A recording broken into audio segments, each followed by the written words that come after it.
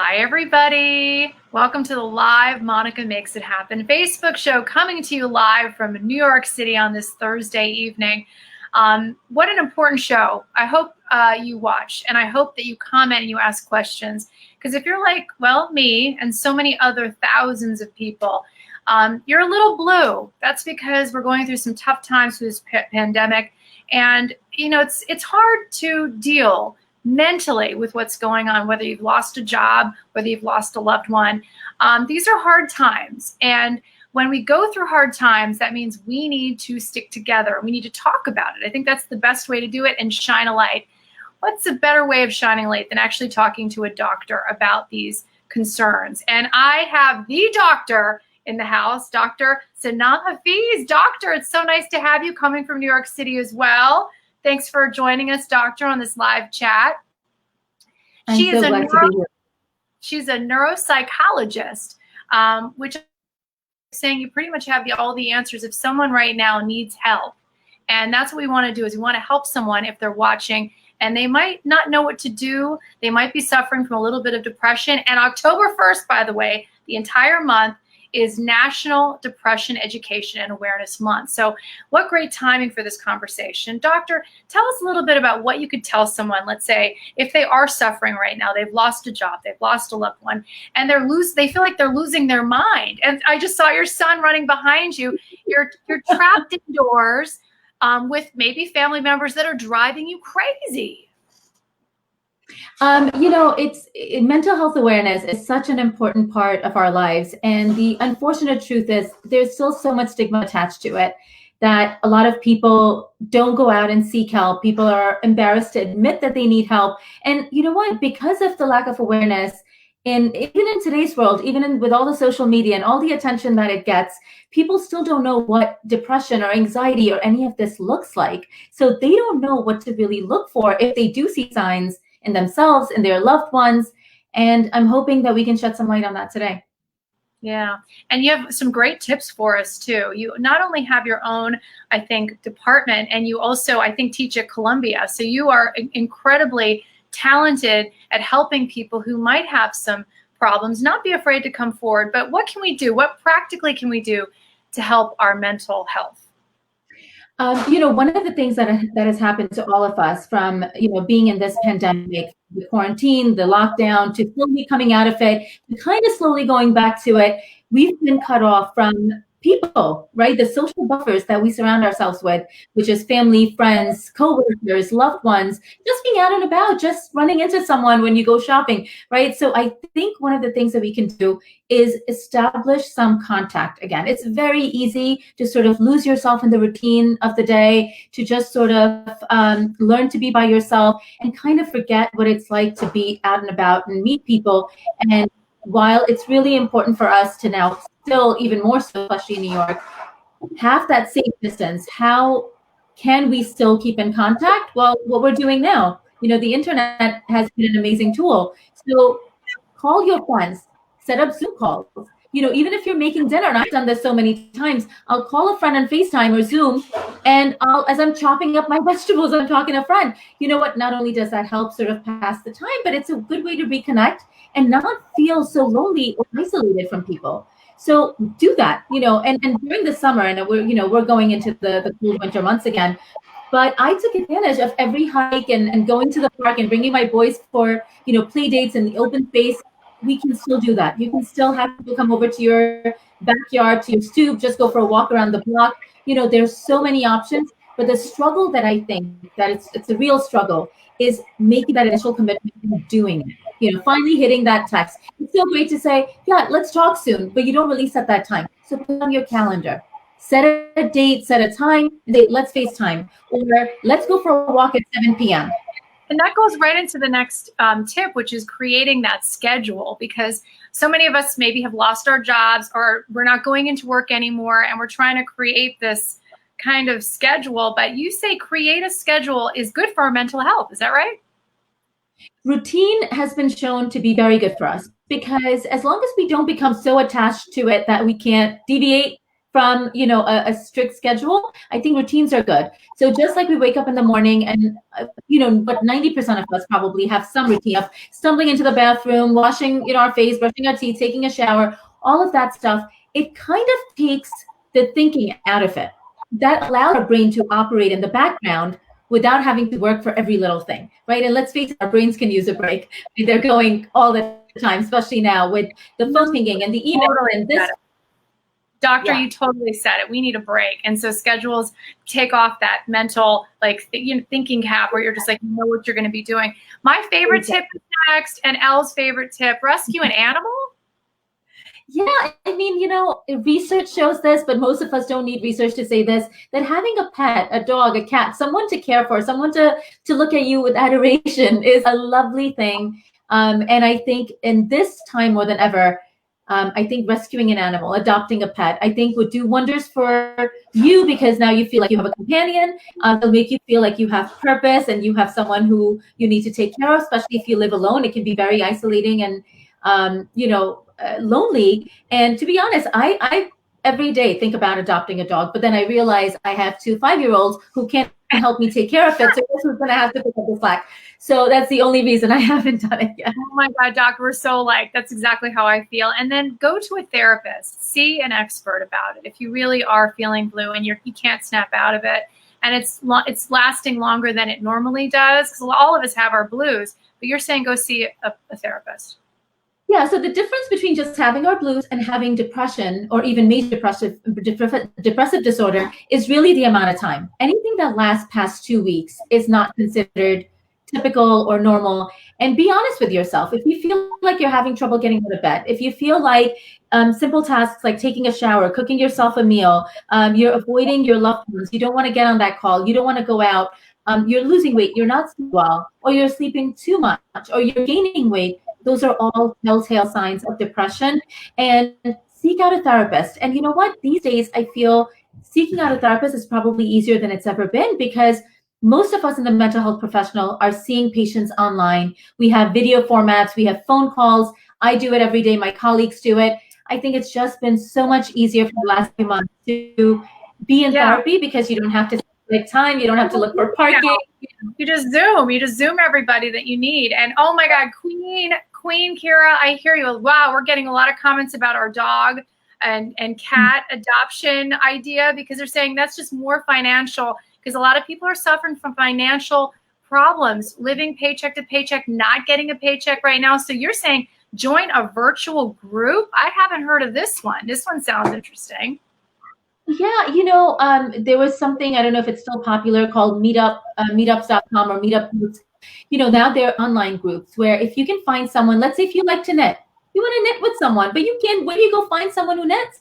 So you can find a group online, and there's so many different places and websites, that actually encourage you. There are filters that you can find other people who share the same interests. And again, it's a way to socialize. It's a way to meet new people. One day we will come out of this. It will happen. This is not life forever. I love hearing that. For some reason, when a doctor tells you that, you feel better about it. Lorraine is probably reflecting what a lot of people are thinking. They're down and then they're up. They're down and then they're up. It's like a roller coaster ride, Lorraine says. I'm with you, Lorraine. I think Elle and I, my producer, were talking about this before, that we do feel like we're on this roller coaster ride with all the information on the news and everything else. It's just, and then add on top of that our season. And Elle, I think you know firsthand about this.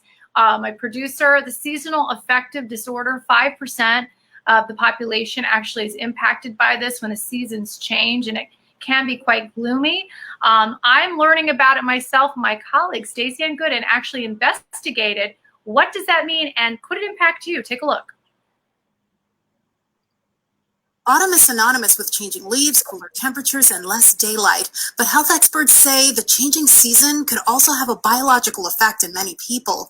It's called seasonal affective disorder. A lot of people do experience it at the end of summer because there are changes in the body's neurotransmitters, serotonin and melatonin, and these can really impact mood. Child and adult psychiatrist Judith Joseph says know the signs. Those symptoms can include oversleeping, change of appetite, weight gain, and feeling tired. It's a condition that affects 5% of adults in the U.S. and typically lasts about 40% of the year.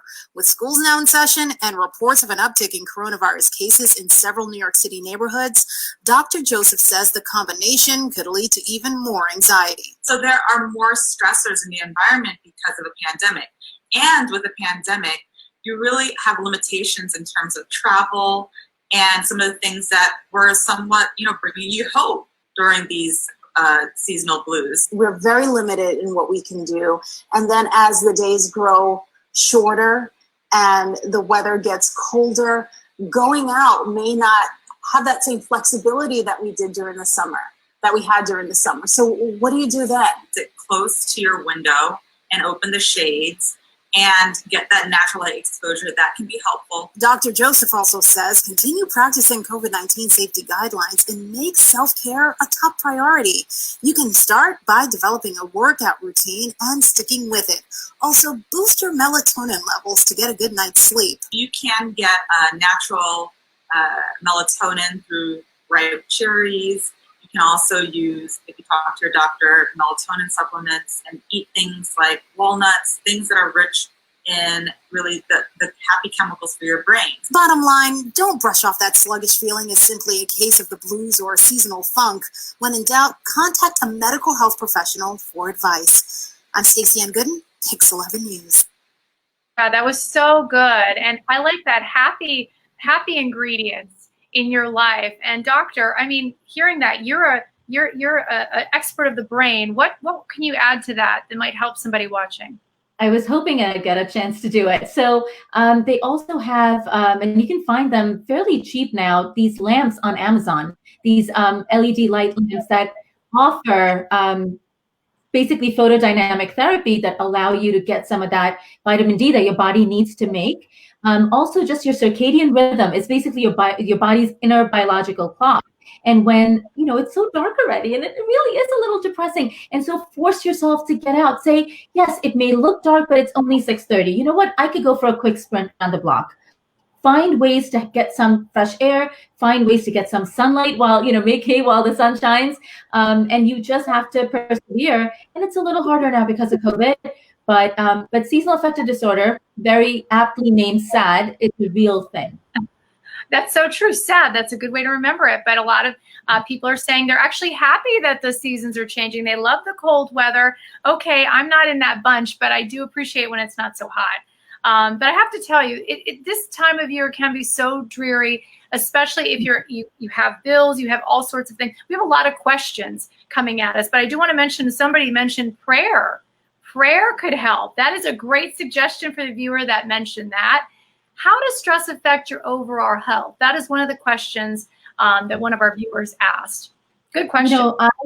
I did a very big guest lecture today on stress, and I am so happy that came up. Stress is such an insidious killer. It is responsible for so many illnesses, from heart disease, it's linked to cancer. There is so much that you can do to reduce this very fatal, lethal trigger that our bodies have a natural way of producing. So, let's be honest, when you're continually bombarded with demands of work, financial distress that most of us are facing right now, your children are either going to school or they're remote learning, it is just nonstop. And so your body is designed to respond in a way that is actually not so good for your body. That chronic stress leads to inflammation, and finding, what we talked about, the routines. The routine is one thing that you can do to sort of take the mental guesswork out of your day. Little things like meditation, like someone said prayer. Prayer is basically meditation. So you use that time to just check out for a few minutes and just be one with yourself, the higher power, God, whatever you believe. I love it. I absolutely love that suggestion. And I have to say, Lorraine and Queen Kira, you guys are rock stars with your comments. We really appreciate that. You can ask your questions right now as we have the doctor in the house. But the last question is, when you're feeling sad, it will do wonders speed up or maybe slow not down. Today, maybe not tomorrow, but you'll start to see a very gradual decline. I think at this point we might have a little bit of problems with our doctor or connecting with our doctor. But one of my favorite questions, and I'm just going to go ahead and tell you, I don't know if you can hear us now, is do you slow down or do you speed up when you're stressed? I have to get this question in because Elle and I, my producer, we speed up. We're more action heroes. But a lot of people say you need to slow down. What is the right answer, doctor? Well, you speed up because there's adrenaline in your body telling you to speed up, right? Your body is actually sending you signals. And here's what happens. Adrenaline, cortisol, the hormones that are responsible for stress, they also add a lot of inflammation to your body. Keep in mind, stress was designed for us to fight lions and bears. It wasn't designed for us to handle 15 emails at the same time. But that's what your body is experiencing when you're handling all these things that most of us multitask and juggle all day.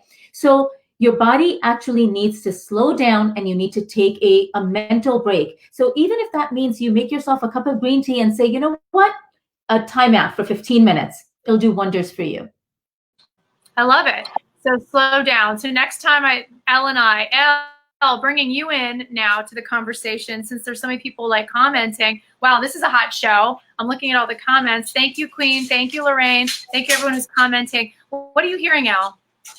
Yeah, I actually saw one comment I wanted to bring up. Somebody wrote in saying that they actually lost a loved one and that has been affecting their stress a lot. So I wonder if we could end this off on maybe some comments for people who may be suffering loss this time around and how that can affect them and what they should do if that's something that they're currently struggling with. Yeah. So, loss is something that most of us struggle with on some level all the time. Even if someone lost a parent or lost a loved one, even a pet several years ago, it seems to keep coming up. But now with COVID, we are at over 200,000 deaths in this country. There's a good chance you know someone, even if you didn't lose someone close, you know someone who lost someone close to them. And bereavement counseling goes a long way. I'll tell you a personal story. I lost my dad last year in the early part of the year. And I sought out bereavement counseling, and it honestly did wonders for me. So I can tell you from experience that don't put that much pressure on yourself. It's not easy to get over someone you loved and probably loved for years and years and years. You need someone to help you make sense of it and how you move on. And it really impacts so many other decisions and things in your life. And it allows you to be present for other people who need you, who rely on you. I did it for my own mental sanity. I did it for the patients that I needed to go back and see. And I did it for my mom and my own younger children. And it did amazing things for me. So I can't tell you how much I believe in therapy, the right kind of therapy, and bereavement counseling. It can do wonders for you. And just because you see someone, don't fall for the facade. Everyone is dealing with something or another. And this is why I shared this story, because, it's so easy to look so put together and composed on the outside. Everyone has struggles. Yeah, and I wanted to end on this one comment from Drew. I think Monica and I both saw it and like Drew's comment a lot. He just pretty much said, I really hope that the fall season will be a lot better than spring and summer have been. And I feel like that's the perfect way to kind of wrap the show. So good. So That's good. true, Drew. Yeah, because we've been through so much and all we can do is stay hopeful and optimistic. And it's all about our attitude, right? If we can kind of shift our focus on all the good things, our gratitude is the attitude. I hate to be so cliche, but it's so true. All the things that we're grateful for. If we're breathing right now, if we have our loved ones that are still here, if we have a roof over our head, there's so many things that we can be grateful right now. And I'm so grateful for you, doctor, for joining us on this Thursday evening. We got you. And we're going to bring you back to talk more about this important topic as the pandemic continues. Because like you said before, it is not over. So we're in a marathon right now where we need to keep mentally healthy for not just ourselves, but for the ones that we love. And thank you, doctor, for all those tips. And I hope someone got something. If we just help one person, remember, if you do need help, make sure you reach out to a professional. And of course, reach out to us if you need any help. When it comes to any of your stories, we're still making it happen at 5:45. Don't forget to watch the Pix 11 News. We're making it happen.